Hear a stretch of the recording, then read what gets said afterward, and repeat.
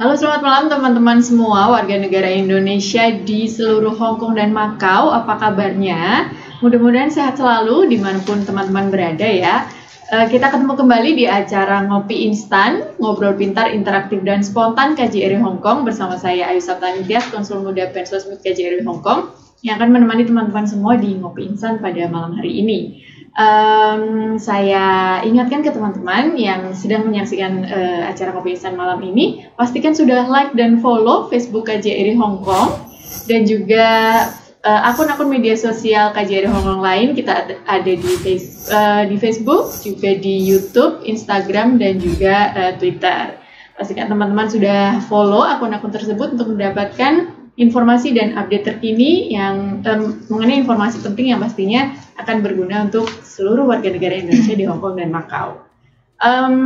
Sebagaimana episode Ngopi Instan sebelumnya, kita akan mengajak teman-teman semua untuk ikut bergabung ngobrol dengan kita dan juga menyampaikan pertanyaan melalui nomor WhatsApp kita di 9400 1506. Sekali lagi di 9400 1506. Pastikan sertakan nama beserta pertanyaannya terkait tema kita pada malam hari ini. Nah, nanti akan ada 2 orang penanya yang beruntung yang akan mendapatkan hadiah tabungan sebesar 500 Hong Kong dollar persembahan dari Bank BNI. Di episode sebelumnya sudah ada 2 orang penanya yang beruntung. Selamat kepada Ibu Jubaida dan Ibu Siti Kumairoh yang mendapatkan hadiah sebesar undian tabungan sebesar 500 Hong Kong dollar persembahan dari Bank BNI. Baik, pastikan teman-teman yang sekarang sedang menyaksikan sampaikan pertanyaannya ya, apapun pertanyaannya terkait tema kita, yakni waspada investasi bodong. Nah, saya malam ini tidak sendiri, pastinya sudah ditemani oleh narasumber. Malam ini kami kedatangan 3 orang narasumber yang cantik-cantik malam ini. Kami kedatangan perwakilan dari Enrich, sebuah lembaga LSM di Hong Kong yang banyak bergerak mengenai edukasi keuangan bagi teman-teman PMI khususnya ya. Selamat malam pertama kepada Ibu Media Putri. Assalamualaikum. Kemudian Ibu Anastasia Purnomo, selamat malam Bu. Selamat malam teman-teman semua. Dan Ibu Pritya. Ibu Pritya Pravina, selamat malam Ibu. Baik, ngomong-ngomong mengenai tema kita waspada investasi bodong ya Bu ya. Ini kiranya banyak ditunggu sama teman-teman, khususnya teman-teman PMI, investasi bodong. Tapi sebelum kita ke arah mengenai apa itu sebenarnya investasi bodong, kita ngobrol dulu mengenai apa itu investasi ya. Saya pertama ingin nanya ke Ibu Media dulu ya. Bisa dijelaskan mungkin ke teman-teman sebenarnya investasi itu apa? Oke. Mungkin kita jadi gini ya, pada teman-teman semuanya selamat malam kembali. Terima kasih juga buat KJRI yang Mbak Ayu sudah mempersilahkan kami semua untuk menjadi narasumber pada hari ini ya. Jadi sebenarnya investasi itu pada dasarnya kan kita itu punya kebutuhan ya, kebutuhan jangka panjang, baik itu mungkin mau mensekolahkan anak atau mungkin kebutuhan untuk pengen punya rumah atau mau naik haji atau justru untuk hari tua kita nantinya. Jadi kita punya kebutuhan-kebutuhan. Nah, investasi itu sendiri adalah cara kita, kegiatan yang kita lakukan dalam mengelola keuangan kita, dana kita yang ada, yang dikelola untuk kepentingan yang akan datang. Nah, coba kita bisa lihat definisi investasi mungkin di slide pertama, kita bisa lihat dari kami siapkan tadi adalah jadi jumlah dana itu kita kelola untuk sekarang ini sehingga nanti kita mendapatkan keuntungan di masa yang akan datang. Nah, kenapa kita harus berinvestasi nih? Kita bisa lihat slide yang kedua nih ya. Nah, slide yang kedua ini mengatakan kenapa kita harus berinvestasi. Yang pertama begini Mbak Ayu, harga barang itu selalu naik. Ya, namanya inflasi. Misalnya gini, contoh simpelnya nih, kita punya telur tahun lalu kita beli, kita punya uang 10 dolar, harga telurnya 1 dolar, kita bisa dapat 10 biji telur. Nah, kemudian sekarang mungkin telur itu udah harganya 2 dolar, jadi dengan uang 10 dolar tersebut kita hanya dapat 5 telur gitu. Nah, kelihatan ya dari di sini uangnya sama-sama 10 dolar, tapi barang yang kita dapat menurun, berarti nilai uang kita menurun. Jadi makanya kita perlu menginvestasikan sehingga uang yang kita punya itu akan datang itu bisa bernilai lebih daripada tingkat inflasi. ya. Nah, alasan kedua kenapa kita harus berinvestasi supaya kita fokus dalam mencapai tujuan kita. Seperti saya katakan di awal tadi bahwa tujuan kita itu banyak, misalnya pengen punya anak kuliah atau bahkan mungkin masa depan lah, masa tua kita misalnya. Kita kan kalau sudah tua tidak mungkin bekerja. Nah, dengan kita mulai berinvestasi sekarang, kita fokus sehingga kita bisa mencapai mungkin pendapatan pasif di hari tua kita. Nah, kemudian dengan kita berinvestasi juga kita bisa menabung secara konsisten. Itu kurang lebih alasan-alasan kenapa kita mesti berinvestasi. Oke. Tadi investasi itu apakah sama dengan menabung? Nah, kalau investasi sama dengan menabung, dengan tabungan di bank yang kita bisa ambil pakai ATM ya. Ini untuk menyisihkan sebagian uangnya. Benar. Ya. Nah, jadi investasi itu, tabungan itu bukan investasi. Karena apa? Karena tingkat bunga atau mungkin bagi hasilnya, kalau dalam syariah ya bagi hasil atau bunganya itu jauh di bawah inflasi. Tetapi investasi itu adalah menabung. Ya, jadi tabungan itu sendiri bukan, karena tabungan itu bisa kita ambil setiap saat ya. Kemudian juga kalau kita bisa ambil setiap saat, nanti kan bisa tadinya kita pengen nabung, pengen beli barang lain yang konsumtif, kita bisa tinggal ambil. Nah, kalau investasi itu ada jangka-jangka waktunya. Mungkin nanti akan diterangkan oleh Bu Anas nanti tentang jangka periode untuk investasinya. Oke, baik. Berikutnya, kapan sih Bu sebaiknya waktu yang ideal untuk menabung nih? Selama kita hidup itu kapan kita memulai berinvestasi? Mungkin ke Ibu Priti ya. Makasih Bu Ayu. Ya. Jadi kalau kita di Enrich ya Bu, kita kan ada program kelas namanya menambah tabungan. Jadi di sini adalah satu kelas yang memang tujuannya menjelaskan kepada teman-teman konsep investasi itu sendiri dan juga untuk menjauhi investasi bodong. Nah, di kelas ini juga kita biasanya menggambarkan siklus hidup manusia gitu. Mungkin bisa ditampilkan di slide yang ketiga. Ya, jadi di sini bisa dilihat ya bahwa dalam hidup kita itu ada fase-fasenya. Ada fase di mana mungkin kita belajar, jadi kita masih bersekolah, di situ kita belum bisa menghasilkan uang. Ada fase di mana kita mulai bekerja, dan di sini kita mulai menghasilkan uang, tapi mungkin penghasilan kita masih relatif sedikit dan kita pun harus mulai mengelola bagaimana untuk memenuhi kebutuhan kita sendiri secara mandiri dan juga bahkan kebutuhan keluarga kita. Tapi mungkin ada satu fase di mana di situ kalau yang berkeluarga mungkin sudah relatif mapan, kemudian anak-anaknya juga sudah semakin dewasa, dan kita bisa fokus dengan hasil pekerjaan kita adalah untuk disimpan untuk masa tua kita. Dan ada juga suatu fase di mana nanti suatu hari kita mungkin tidak produktif lagi, tidak bisa bekerja, dan tentunya kita tidak mau di masa tua kita menggantungkan diri pada orang lain. Tapi kita juga mau bisa mencapai kebebasan keuangan gitu.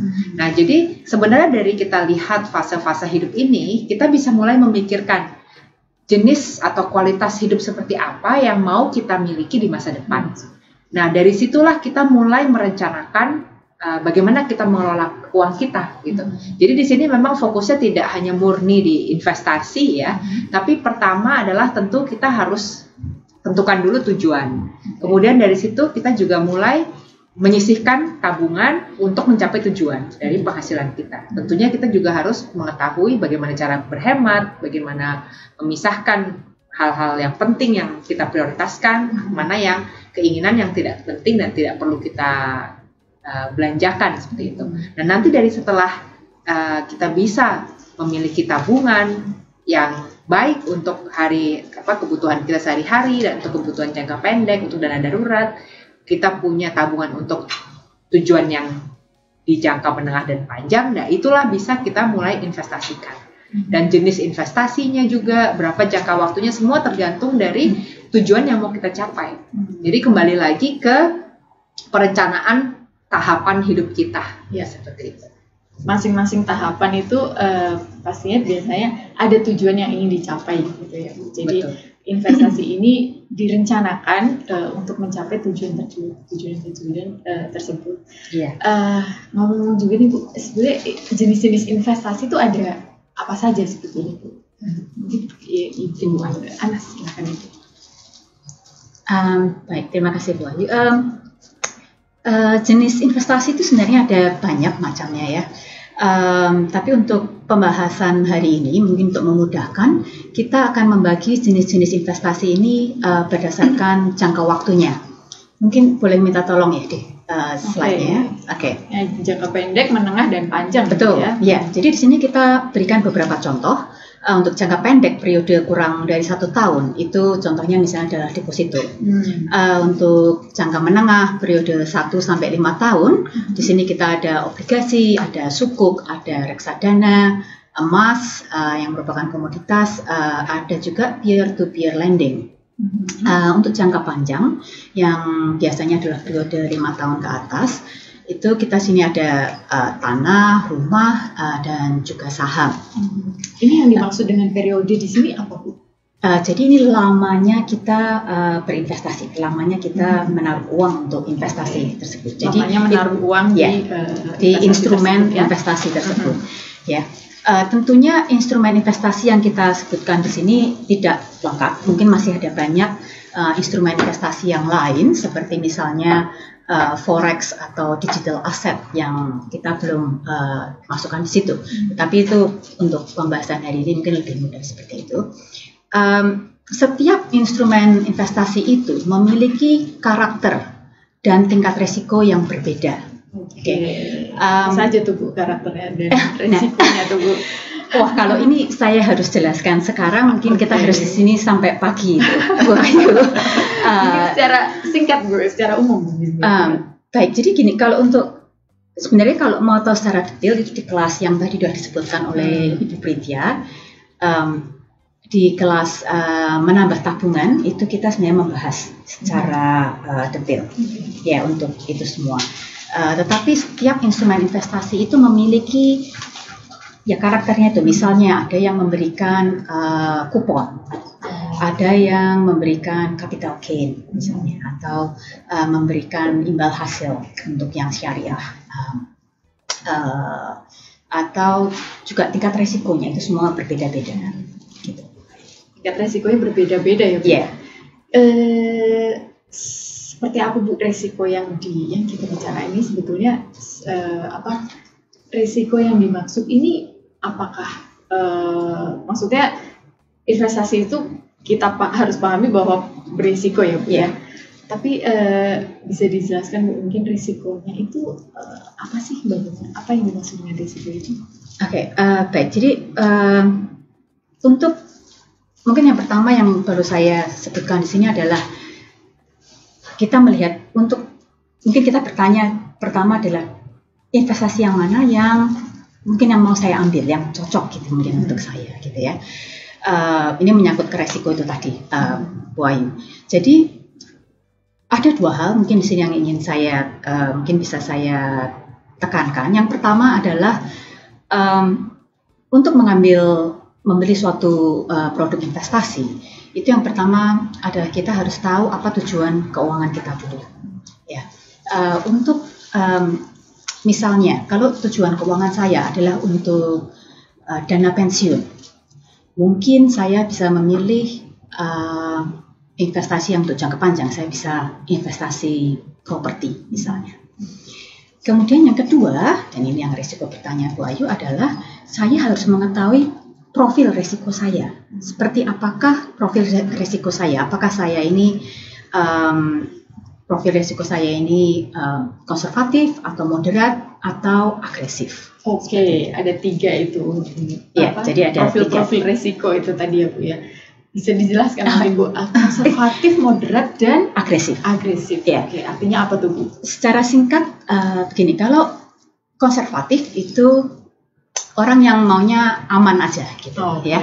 Jadi yang penting resikonya atau modal saya tetap ya, jadi resikonya sangat kecil dan saya happy aja dengan imbal hasil yang sedikit ya, returnnya sedikit, saya happy. Yang penting modal saya aman. Itu tipe yang konservatif.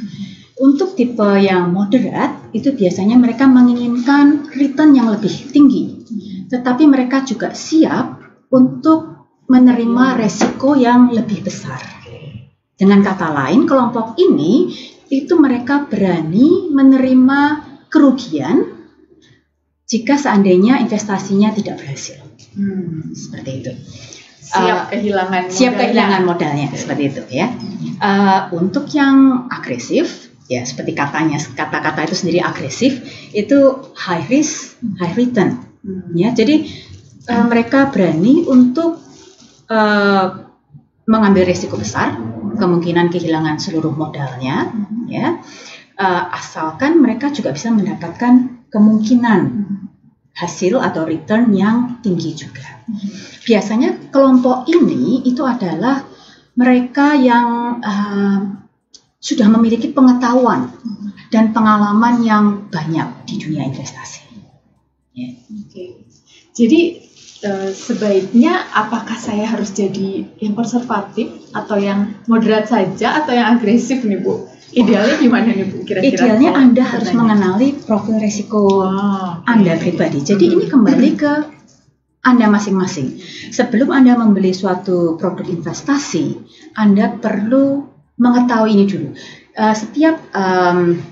Jadi kalau misalnya Anda ke perusahaan yang menjual investasi, biasanya mereka menyediakan kuesioner ini untuk mengenali risiko profil risiko Anda. Atau bahkan sekarang ini di online pun udah cukup banyak. Tetapi cara mereka bertanya mungkin kalau di online caranya mungkin cukup beraneka ragam. Jadi mending pergi ke yang kita tahu bank-bank yang memang sudah memiliki kuesioner yang pasti lebih terjamin. Gitu. Ya, jadi bisa dibilang kenali profil risiko Anda. Risiko dari masing-masing teman-teman nih, baru kemudian memutuskan pilih investasi mana gitu ya. Nah, kita masuk ke tema kita nih Bu, investasi bodong. Jadi sebetulnya investasi yang dimaksud dengan investasi bodong itu apa sih Bu? Ya, mungkin ke Bu Media ya. Ya, jadi mungkin sebelum saya menjelaskan apa investasi bodong, itu mungkin saya perlu menjelaskan sedikit tentang masih ada racun ya orang antara bisnis dan investasi. Nah, bisnis itu sama orang suka bilang, kalau saya sudah punya bisnis, berarti saya sudah berinvestasi dong gitu ya. Nah, sebenarnya tuh bisnis dan investasi itu tuh sangat berbeda ya. Atau mungkin memberikan modal ke teman yang berbisnis gitu ya Bu ya. Ya, bisa. Itu bisa. Ya, jadi misalnya gini, kalau kita tuh berbisnis itu sama dengan kita tuh punya pendapatan yang aktif ya. Kita bekerja sama dengan seorang pegawai. Dia bekerja di kantor, dia dapat gaji. Kalau dia berbisnis misalnya dia itu punya restoran, berarti dia punya pendapatan setiap hari dari hasil menjual makanannya. Atau mungkin dokter karena ada pasien dia dapat uang, itu adalah pendapatan aktif dari orang yang bekerja atas jasa yang dia berikan. Nah, kalau investasi, jadi dia tuh ada kerjanya, kemudian ada uangnya di sana. Nah, kalau investasi ini adalah kita hanya menaruh uang. Yang bekerja itu orang lain. Itu investasi namanya. Jadi kalau kita aktif bekerja namanya bisnis. Kalau kalau yang mengelola itu adalah orang lain, itu namanya investasi. Kata Mbak Ayu tadi, kalau saya punya uang saya kasih ke teman bisnis, itu bisnis atau investasi? Itu adalah investasi. Karena Bu Ayu nggak bekerja kan, hanya naruh uang. Nah, kembali kita ke slide yang berikutnya, slide ke-5 ya, investasi bodong. Nah, ini judul dari acara kita hari ini ya, waspada investasi bodong. Apa sih sebenarnya? Nah, sebenarnya tuh investasi bodong itu bukan investasi, tapi adalah penipuan. Ya, penipuan yang berkedok investasi karena mereka tuh menjanjikan keuntungan yang besar dalam waktu yang singkat. Seperti tadi kata Bu Anas kan, semakin besar ya, semakin besar investasi keuntungannya, harusnya resikonya semakin besar. Nah, ini kebanyakan investasi bodong itu kan keuntungannya besar tapi seakan-akan tidak ada resiko ya. Nah, kita lihat dulu faktanya sebelum kita kembali ke tips atau ciri-cirinya nanti. Kita lihat faktanya.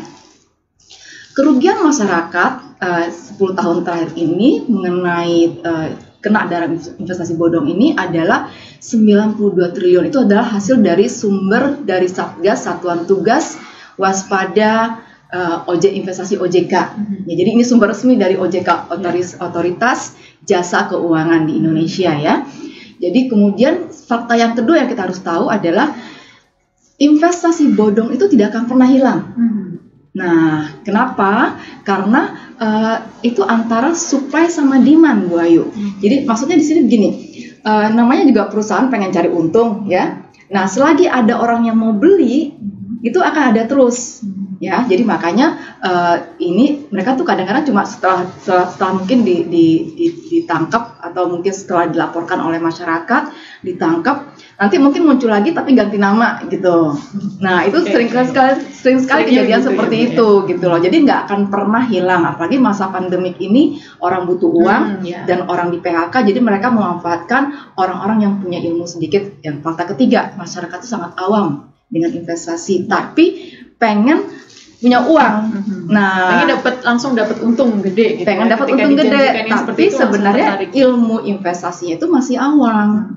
Jadi itulah yang membuat kenapa investasi bodong ini sangat subur tumbuh di Indonesia saat ini gitu. Kurang lebih seperti itu kenapa fakta yang kita temukan tentang investasi bodong ini. Oke, baik. Sebelum kita lanjut Bu, kita mulai bahas pertanyaan dari teman-teman ini beberapa sepertinya sudah mulai masuk ya Bu ya. Iya. Oke. Kita minum dulu boleh ya? Silakan Ibu. Kita sambil ngopi bareng ini, silakan minum Ibu.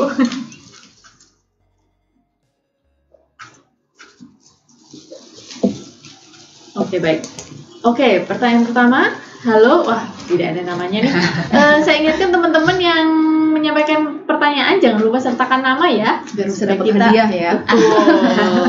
Oke, pertanyaannya bagaimana ciri-ciri investasi bodong? Oke, dan bagaimana cara menghadapi atau menghindari investasi bodong? Oke. Sebenarnya kita sudah mau punya slide ya, Mbak Pritya ya. Mungkin kita bisa tunjukin ke slide ke mana nih kali ya. Mengenali investasi bodong itu ya. Di slide yang ke-6 mungkin tipsnya tadi namanya?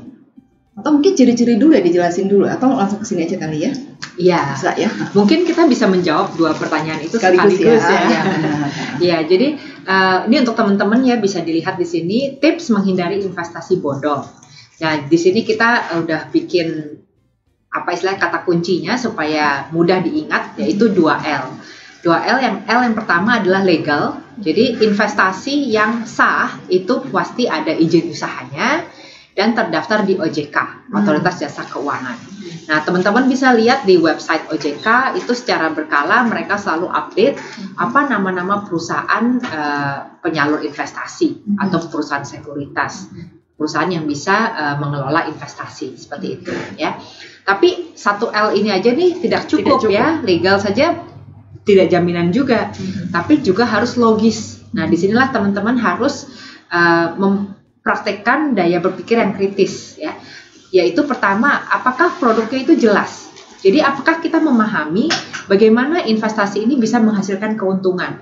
Karena seperti yang tadi sudah disebutkan di awal kan, investasi adalah proses di mana kita mempercayakan uang itu untuk dikelola untuk menghasilkan hasil di masa depan. Nah, mengelolanya ini bagaimana caranya? Tentunya dengan dimasukkan ke dalam suatu aktivitas perekonomian, ya kan? Apakah itu untuk diinvestasikan di sebuah usaha yang bisa menghasilkan keuntungan, atau itu untuk dipinjamkan untuk pemerintah, misalnya obligasi untuk membangun infrastruktur dan lain sebagainya. Itu kan semua ada jelas aktivitas usaha yang mendasarinya. Nah, kalau kita tidak paham, berarti kan untuk kita tidak jelas. Jadi jangan takut bertanya, tentu kepada orang yang memasarkan itu kita harus tanya dengan jelas. Kalau masih belum paham juga ya jangan berinvestasi. Itu pertama. Terus poin yang kedua, mengenai logis ini adalah keuntungannya wajar atau tidak dan risikonya transparan atau tidak. Jadi tentunya tadi sudah disebutkan Bu Anas bahwa keuntungan ini berbanding lurus dengan risiko. Jadi di mana risikonya itu tinggi, potensi keuntungannya juga tinggi. Nah, keuntungan itu wajar atau tidaknya kita bisa bandingkan dengan berbagai jenis investasi lain atau juga dengan tingkat pertumbuhan ekonomi, dengan tingkat pertumbuhan indeks, seperti itu kan. Kemudian kita bisa lihat, nah kira-kira kalau ini menjanjikan hasil yang berlipat ganda dalam waktu singkat, kita tahu nggak risikonya apa kalau hal ini tidak terjadi. Nah, biasanya kalau investasi bodong itu dia tidak akan terus terang, dia tidak akan transparan karena kan sekali lagi tidak ada kegiatan usaha yang mendasarinya ya. Jadi tentu dia juga tidak bisa menjawab pertanyaan-pertanyaan tidak bisa menjelaskan ini. ya Iya. Bagaimana mekanisme keuntungan itu bisa sampai begitu besar misalkan. Betul, betul. Nah, ini terus poin yang terakhir ini adalah tidak bergantung pada skema piramida dalam merekrut investor. Wah, oke. Skema piramida ini apa ya Bu? Ya, boleh dijelaskan Bu? Iya. Nah, skema piramida kita nggak ada gambarnya di sini, tapi mungkin bisa dibayangkan ya, piramida itu kan sebuah segitiga. Nah, di situ kan di puncaknya adalah si bandar atau si orang yang berjualan investasi ini. Gitu. Kemudian dia akan merekrut beberapa orang di bawahnya. Nah, dari orang-orang yang sudah dia rekrut ini, dia akan membujuk supaya orang tersebut merekrut lebih banyak orang lagi gitu. Nah, dengan setiap kali terjadi perekrutan, tentu orang ini menanamkan modal. Nah, dari modal yang sudah terkumpul itu, dia bisa salurkan sedikit demi sedikit sehingga terkesan seperti ada pengembalian hasil kepada orang-orang yang pertama kali bergabung di skema itu, ya kan, ya orang-orang yang ada di puncak piramida itu. Nah, kemudian tentunya ini akan membuat orang-orang itu semakin setia karena mereka merasa oh ternyata memang investasi ini menghasilkan gitu. Padahal karena uangnya itu sebenarnya tidak ditanamkan di suatu kegiatan usaha apapun, itu hanyalah sebagian kecil dari uang yang terkumpul yang dibagikan kembali sebagai iming-iming hasil gitu kan. Nah, setelah semakin banyak orang istilahnya kepincut ya karena kan hasilnya ternyata memukau seperti itu. Nah, sampailah semakin lama semakin banyak. Kalau satu orang aja merekrut 3 orang, kan itu sudah seperti eksponensial gitu ya. Semakin lama semakin banyak. Jadi piramidanya sudah semakin besar. Nah, skema piramida ini pada akhirnya tidak akan berkelanjutan, tidak sustainable. Karena pertama dia harus merekrut segitu banyak orang untuk mengumpulkan uang untuk bisa memberikan imbal hasil. Karena kan padahal misalnya populasi orang Indonesia di Hong Kong aja cuma berapa gitu kan. Nah, kemudiannya lagi tentunya dia tidak akan memberikan 100% dari uangnya itu karena kan tujuannya untuk keuntungan si bandarnya itu kan. Jadi akhirnya semakin ke bawah, yang di bawah piramida itu dia tidak akan mendapatkan hasil. Akhirnya jadi ya buntung seperti itu. Dan saat itu sudah tidak bisa memberikan hasil lagi, maka piramidanya akan runtuh. Karena si orang yang mengumpulkan dana di awal itu dia kemudian bisa melarikan diri dan membawa uangnya itu. Ya. Nah, jadi tadi kan pertanyaannya apa ciri-ciri investasi bodong. Nah, tinggal dibalik aja nih dari semua poin-poin yang tadi sudah disebutkan, mungkin bisa ditampilkan lagi slide-nya. Jadi, kalau tidak ada izin usaha, tidak terdaftar di OJK, produk tidak jelas, keuntungan tidak wajar, risiko tidak transparan, dan mengandung unsur piramida ataupun mengandalkan rekrutmen semata-mata, nah itu adalah ciri-ciri investasi bodong. Oke, jadi hati-hati apabila menemui kriteria investasi yang tidak memasuki tipe-tipe tadi ya Bu, yang tidak transparan, tidak terdaftar dan lain sebagainya. Boleh saya tambahkan Bu Ayu ya. Jadi tambahan ciri-ciri investasi bodong itu yang lumrah yang suka terjadi di masyarakat ini adalah mereka tuh menunjukkan kesuksesan. Beberapa contoh, misalnya tokoh-tokoh, misalnya mereka berfoto di depan mobilnya yang Ferrari misalnya atau apalah gitu ya. Pokoknya menunjukkan kesuksesannya yang mungkin buat dia bisa tercapai, tapi itu mungkin 1 di antara sejuta gitu. Jadi nggak mungkin secara kasar mata nggak mungkin. Atau mungkin kadang-kadang mereka menggunakan endorsement ya, artis atau tokoh agama, sehingga orang kan percaya dia kan ini ada. Jadi malah yang baru-baru ini ya ada investasi bodong yang memunculkan artis. Nah, orang kan bilang dia kan artis ikut, berarti dia artis yang terkenal, berarti kan itu berarti dia aja ikut, berarti saya juga bisa ikut dong gitu loh. Apalagi hasilnya sangat besar. Jadi ya udah ada artisnya sudah mengikuti, sudah percaya, kemudian keuntungannya gede, ya udah apalagi ikut. Akhirnya uangnya hilang. Iya, betul banget karena ini memainkan unsur psikologis ya benar. Ya. Karena kan tadi kalau kita mau mendeteksi investasi bodong kan kita harus kritis, kita harus memakai logika. Sedangkan kalau dengan ditampilkan tokoh-tokoh ini memainkan psikologis, kita merasa dia artis sukses pasti benar gitu kan. Jadi kita tidak berpikir ya biasanya tidak menganalisa lagi, kita langsung percaya aja. Nah inilah jebakannya gitu. Kan bisa jadi ternyata itu tidak benar dan bodong tadi ya Bu investasinya. Jadi perlu tetap hati-hati juga untuk teman-teman. Jadi 2L tuh harus selalu diingat gitu. Dan itu tuh adalah singkatan resmi dari OJK ya. 2L itu legal dan logis. Itu dari OJK. Kalau untuk ngecek sendiri ke OJK bisa langsung di search aja di internet ya Bu ya? Iya. Bisa dicari di websitenya OJK ya. Di situ dia juga menerbitkan secara rutin nama-nama perusahaan investasi bodong. Jadi yang sudah ketahuan bodong itu juga mereka terbitkan secara rutin. Bahkan saking menjamurnya investasi bodong ini bulan lalu sampai bulan Juli ini itu sudah 99 investasi bodong yang sudah ditangkap oleh OJK. Jadi itu tuh selalu bertambah. Kan itu tadi karena masyarakat belum teredukasi. Makanya mudah-mudahan bincang-bincang kali ini bisa mengedukasi ya minimal teman-teman di Hong Kong dan Macau gitu ya. Kalau OJK sendiri kan ini ya Bu ya untuk di Indonesia ya Bu ya. Tapi kalau untuk di Hong Kong sendiri Bu, Hong Kong dan Macau ini gimana nih cara untuk tahu nih atau mengenali kira-kira investasi bodong yang ada di sini itu gimana? Sebenarnya di Hong Kong ini juga sama seperti di Indonesia ya. Jadi tentunya kalau kita berinvestasi lewat saluran yang resmi, di mana kita lewat bank atau lewat perusahaan sekuritas yang terdaftar di Hong Kong Monetary Authority itu juga seharusnya sah. Tapi mungkin untuk teman-teman PMI kebanyakan kan tidak memiliki rekening untuk investasi di Hong Kong ya, karena saya rasa juga untuk bisa berinvestasi di Hong Kong perlu ada rekening di Bank Hong Kong, kemudian juga pendapatan dan jumlah tertentu. Jadi menurut saya mungkin lebih baik kalau memang mau berinvestasi di Indonesia aja gitu. Jadi kembali menggunakan instrumen yang ada di Indonesia dan untuk kita juga lebih mudah memahaminya. Untuk ngeceknya juga ya Bu ya. Iya. Dan masalah bahasa juga mungkin. Bahasa dan nantinya kan juga teman-teman akan kembali ke Indonesia dan akan mendapatkan hasil dalam mata uang rupiah gitu. Ya. Oke, baik. Kita buka pertanyaan ya Bu ya dari teman-teman nih.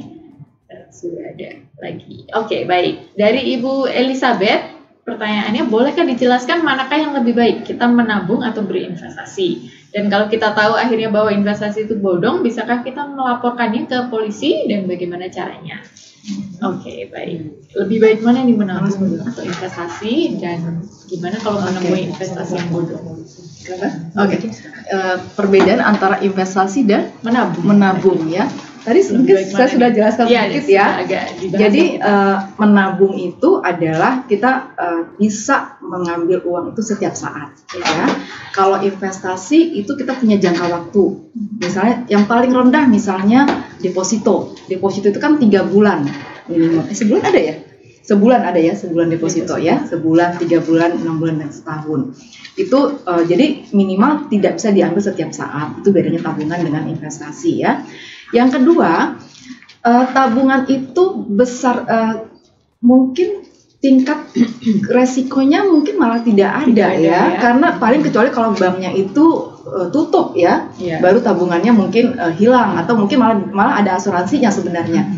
Nah, tapi kalau investasi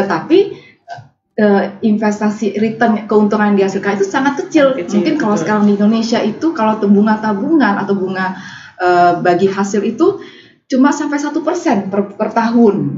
Jadi kalau kita punya uang 5 juta, mungkin cuma 5 juta berarti 5.000 ya, 50.000 dalam setahun gitu ya. Belum kena pajak 20% dari kena pajaknya. Nah, kalau investasi memang ada risiko, maka kita harus belajar. Tapi keuntungan yang dijanjikan bisa jauh lebih bagus. Misalnya contoh simpel, ada investasi yang bisa sampai misalnya 18% per tahun. Itu masih termasuk kategori normal yang menengah gitu ya. Berarti kan lumayan gitu loh. Apalagi kalau kita pengen punya rumah gitu. Nah, jadi itulah kurang lebih investasi dengan tabungan. Bedanya yang ketiganya itu tadi kita nggak gampang kita bisa fokus untuk menabung, karena kalau hanya di tabungan kemungkinan besar itu diambil itu lebih tinggi ya.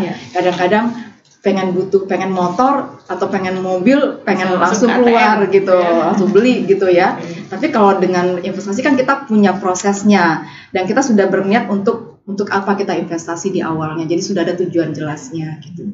Jadi lebih terukur ya, menabung kita lebih terukur dengan investasi gitu. Mungkin saya boleh tambahkan sedikit juga Bu. Jadi tadi mengenai kapan kita berinvestasi ya, dan sebelumnya Bu Anas juga sudah menjelaskan ada yang jangka pendek, menengah, panjang, dan risiko-risikonya gitu ya. Mungkin satu poin yang perlu ditekankan di sini juga, pertama tentunya kebutuhan kita sehari-hari harus tercukupi dulu ya kan. Jadi kita tidak berhutang atau kita tidak keteteran dalam memenuhi kebutuhan sehari-hari. Kemudian kita juga harus sudah punya dana darurat. Di sini dana darurat itu adalah dana yang memang kita sisihkan kalau sampai ada kebutuhan emergency, bisa kita ambil dengan mudah. Jadi itu umumnya tuh 3 kali atau 6 kali ya gaji sebulan ya biasanya. Iya, ada patokannya biasanya ya. Minimal 3 kali gaji sebulan. 3 kali pengeluaran. Bukan 3 kali gaji. Jumlahnya. Ya, jadi di situ biasanya karena tentunya mau mudah diambil, jadi biasanya kita taruh di tabungan seperti itu kan. Nah, baru setelah itu semua tertutupi, barulah kita mulai berinvestasi seperti itu. Dan kalau misalnya istilahnya pendapatan kita ini tidak menentu atau dana darurat kita tidak terlalu banyak gitu, kemungkinan kan berarti kemampuan kita menanggung risiko kerugian juga kecil. Nah, disinilah bisa menentukan jenis investasi seperti apa yang akan kita ambil gitu. Karena kalau memang kita tabungannya sudah banyak dan dana darurat juga cukup tebal gitu, disitulah kita merasa mungkin kalau saya rugi sedikit pun saya masih bisa menanggung. Di sini kita mungkin bisa mengambil investasi yang risikonya lebih tinggi dengan potensi hasil yang lebih gitu. Dan juga tergantung durasi ya. Jadi kalau semakin panjang jangka waktu kita mau berinvestasi, tentu ada waktu untuk istilahnya mengambil lagi atau mengkompensasi kerugian, karena kita tidak terburu-buru harus mencairkan gitu kan. Tapi kalau kita investasi jangka pendek, memang hanya untuk sesuatu tujuan yang diperlukan dalam jangka pendek, kita tidak akan bisa mengambil investasi yang risiko tinggi, kan nanti kalau terjadi kerugian kita tidak ada waktu untuk mengembalikan nilai investasi kita seperti itu. Oke. Baik, tambahin satu. Menarik sekali. Pritia bilang bahwa kita harus punya tabungan cukup-cukupan ini ya. Nah, pengalaman kita kan juga kebetulan Enrich itu memberikan konseling ya, konseling keuangan, terutama buat teman-teman yang punya masalah dengan hutang. Nah, kebanyakan nih, bukan banyak ya, banyak kasus yang kita temukan itu adalah mereka berinvestasi dengan berhutang. Nah, makanya tadi kita bilang harus sesuai dengan, harus dipenuhi dulu kebutuhannya kan. Nah, investasi dengan berhutang gimana sih maksudnya gitu. Jadi misalnya contoh simpel nih, mereka tuh kebanyakan pengen beli tanah. Ya, tanah di kampung. Nah, terus tanahnya misalnya harganya tuh 50 juta. Nah, kemudian mereka nggak punya uang cash 50 juta ya, tapi pengen punya tanah. Lalu berhutangnya di Hong Kong. Berhutang di Hong Kong. Nah, di Hong Kong ini tuh kadang-kadang lenders atau peminjam itu punya teknik cara sendiri membujuk teman-teman ini. Jadi bilang gini, misalnya kalau 50 juta berarti butuhnya kan mungkin kurang lebih mungkin 30.000 ya. Kalau dikursin ke Hong Kong dolar ya.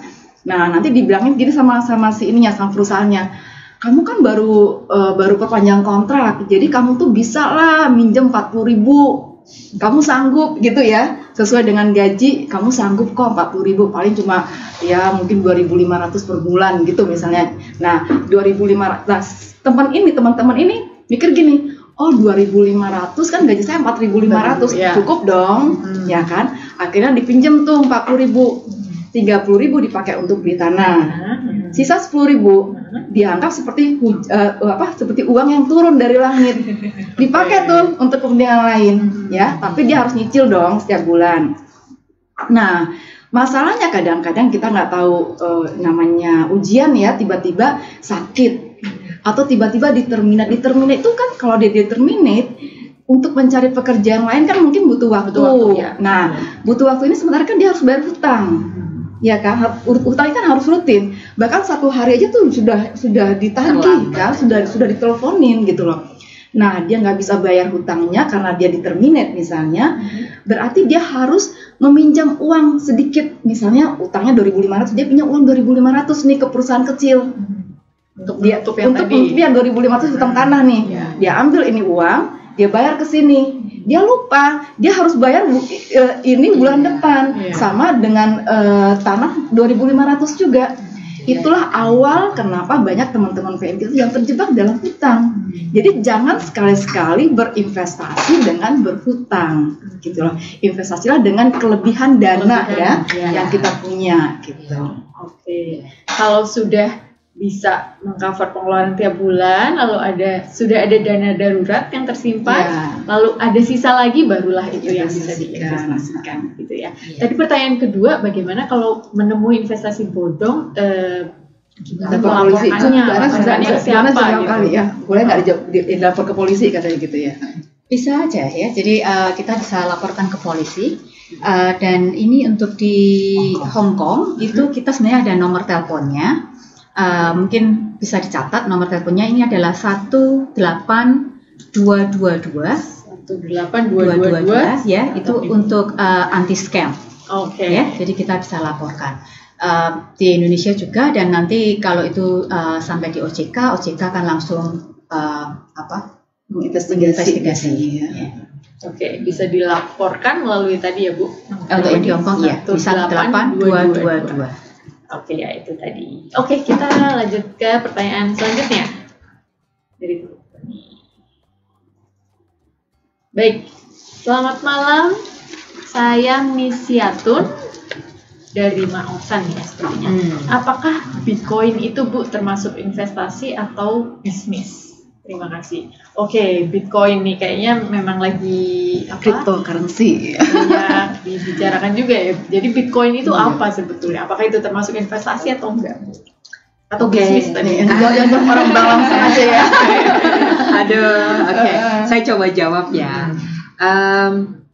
Jadi ini menarik sekali ya, karena cryptocurrency memang kan sejak beberapa tahun yang lalu ya, atau Bitcoin yang tadi Mbak yang tanya, ini salah satu nama dari cryptocurrency. Jadi cryptocurrency itu ada banyak nama-namanya, salah satunya Bitcoin. Nah, kembali lagi ke yang tadi kita sudah jelaskan ya, kalau investasi ini kan kita harus pahami bagaimana sih bisnis modelnya, bagaimana dia bisa menghasilkan keuntungan, ya kan? Nah, kalau Bitcoin ini, sepengetahuan saya, selama ini orang itu membeli Bitcoin karena janji kenaikan nilai dari Bitcoinnya itu sendiri. Jadi harga Bitcoin itu akan naik.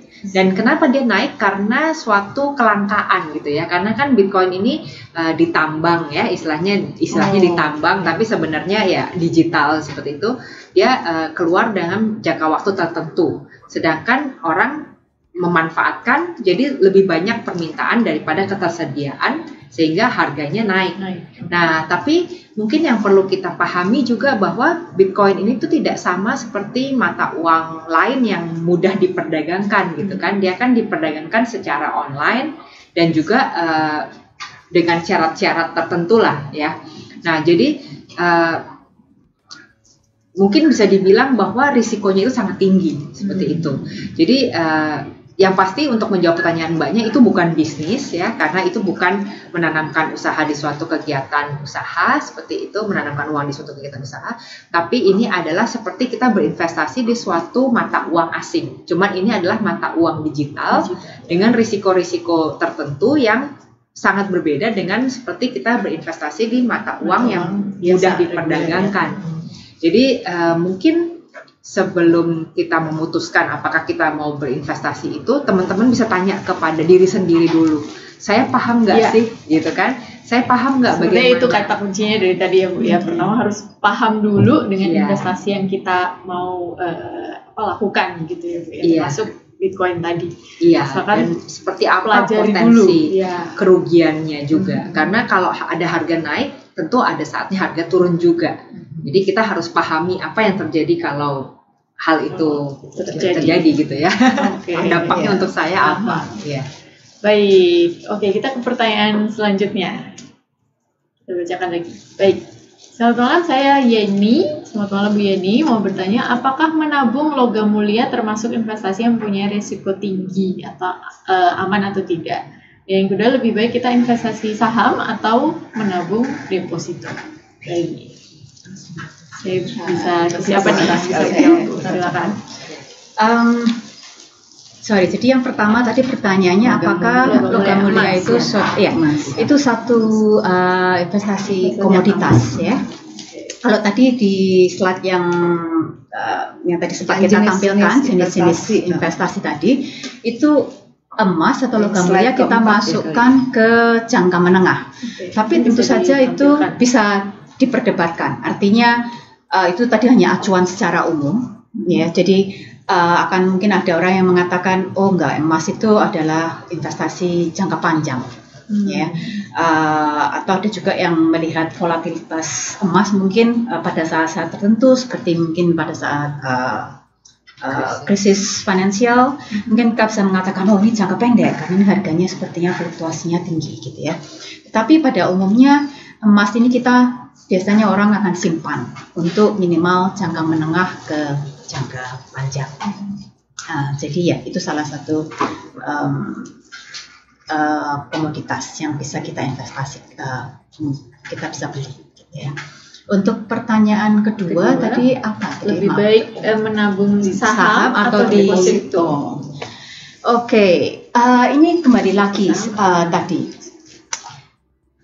Ini dua instrumen investasi yang sangat berbeda, ya. Karakternya sangat berbeda. Tingkat risikonya juga jelas sangat berbeda. Deposito saat ini boleh dibilang hampir semuanya itu dijamin oleh pemerintah. Jadi boleh dibilang risiko untuk deposito itu ada, tapi sangat minimum, sangat kecil. Sedangkan untuk saham ini sekali lagi saham itu membutuhkan banyak pengetahuan. Ya. Jadi untuk investasi di saham Anda harus paham betul apa arti saham, saham apa yang akan Anda beli, ya. Apakah Anda paham dengan profil perusahaannya, dengan pembukuan perusahaannya, apakah Anda bisa membaca laporan keuangannya, semacam itu. Dan semakin Anda paham, Anda akan semakin yakin apakah saham ini memiliki potensi keuntungan di masa depan.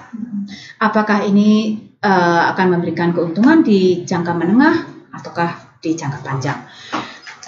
Tapi sekali lagi, kalau Anda ingin berinvestasi di saham, Anda perlu mengetahui profil risiko Anda. Karena saham itu memiliki risiko, volatilitasnya tinggi. Semuanya tergantung ini saham perusahaan apa memiliki volatilitas yang berbeda. Jadi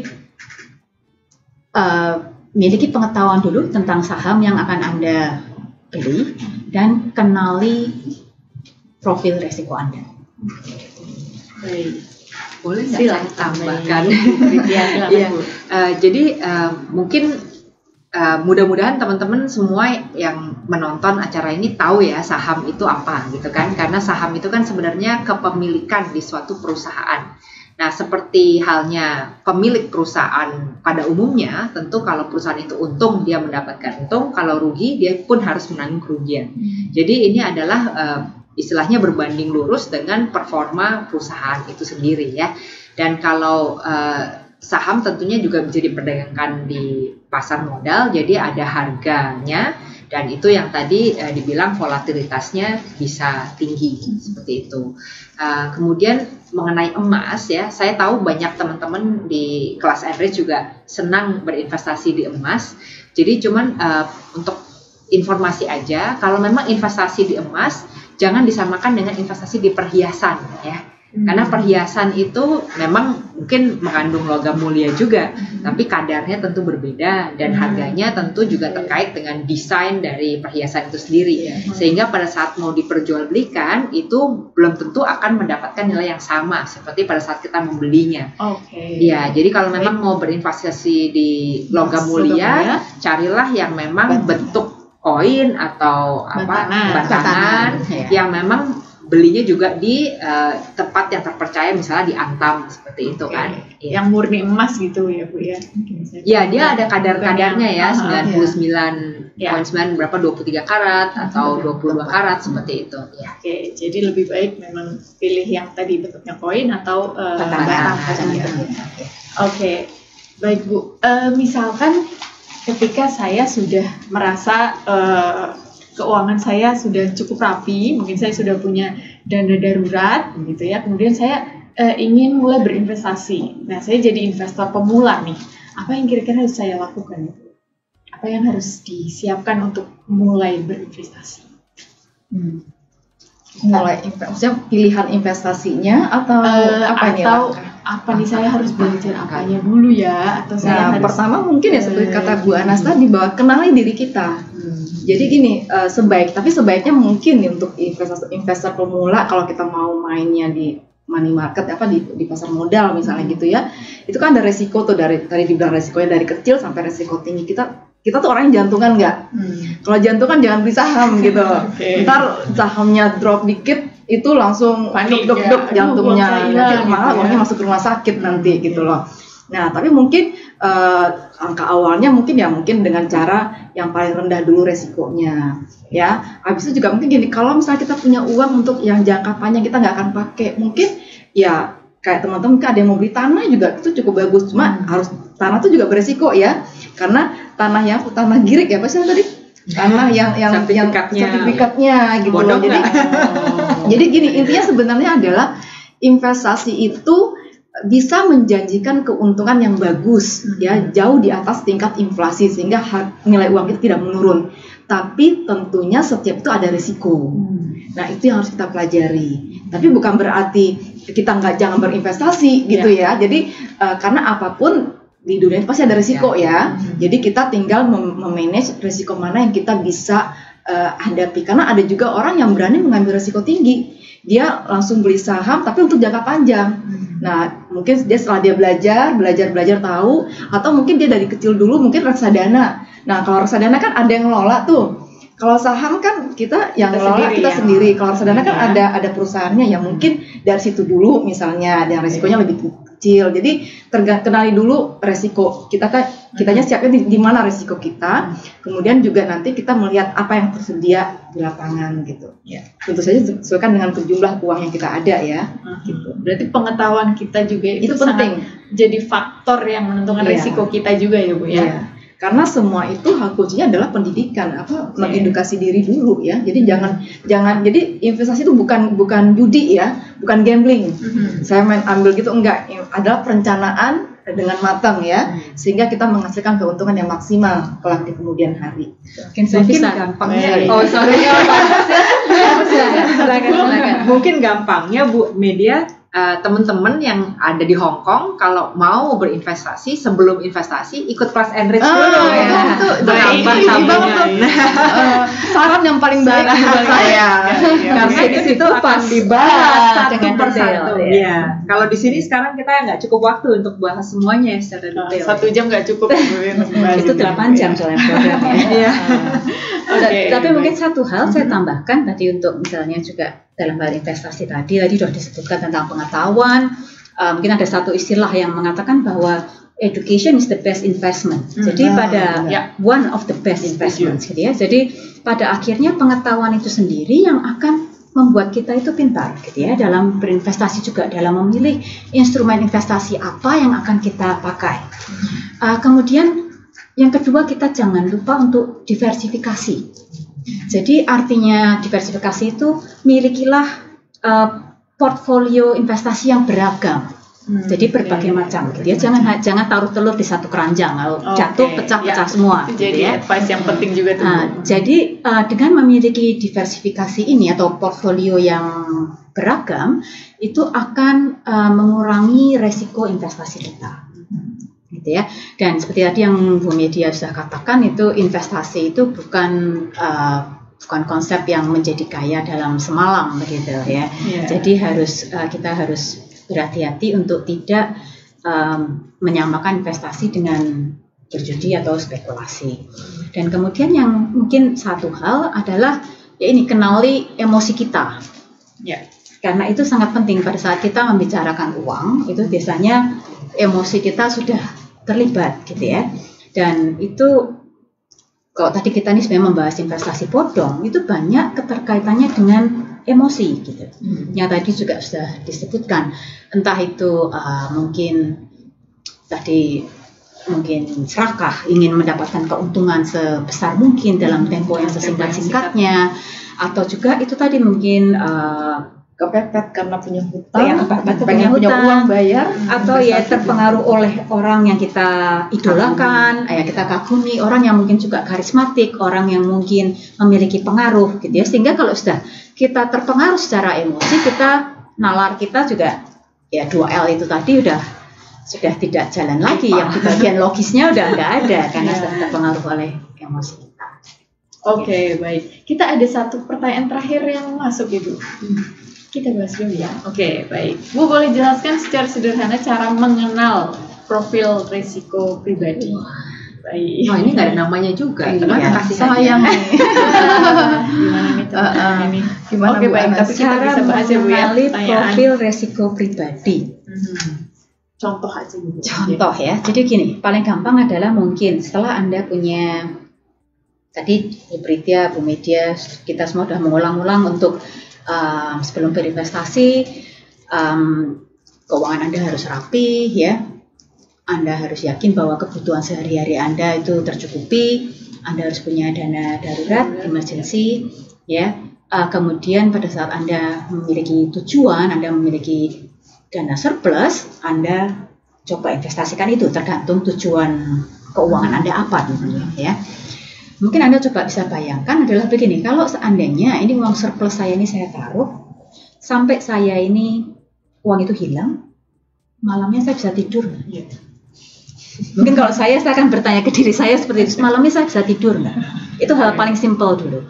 Kalau kehilangan dana surplus ini, meskipun saya merasa kebutuhan sehari-hari saya sudah tercukupi, saya punya dana emergency yang tadi katakanlah di 3-6 bulan ya, saya sudah punya itu. Saya sekarang punya dana surplus yang mau saya investasikan untuk dana pendidikan anak saya misalnya.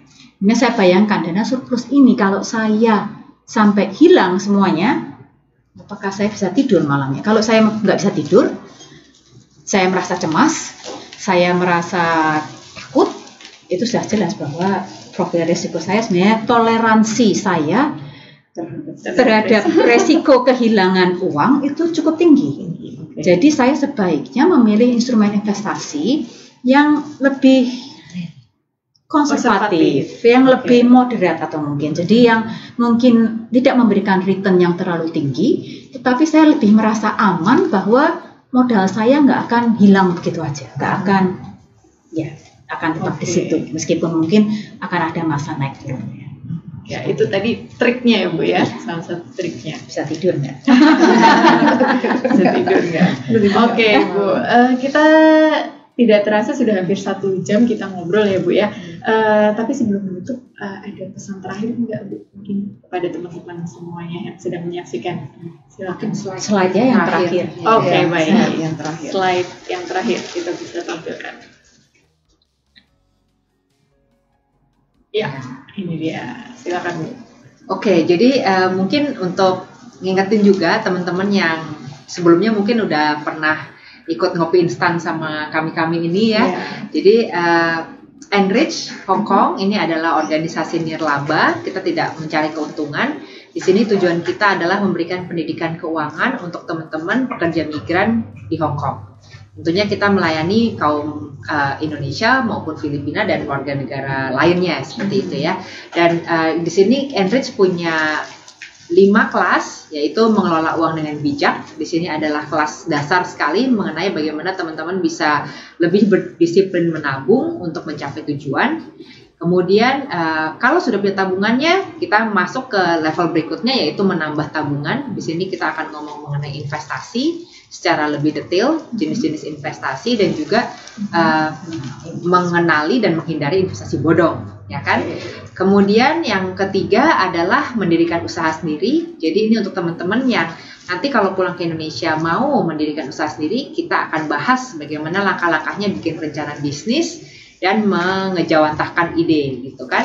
Kemudian kita juga ada 2 kelas pengembangan pribadi, yaitu yang pertama berani berbicara supaya teman-teman tahu hak-hak kalian dan bisa lebih percaya diri. Kemudian yang terakhir adalah uang dan keluarga. Bagaimana membicarakan masalah uang dengan keluarga di kampung halaman juga, supaya kita bisa saling dukung dalam mencapai tujuan.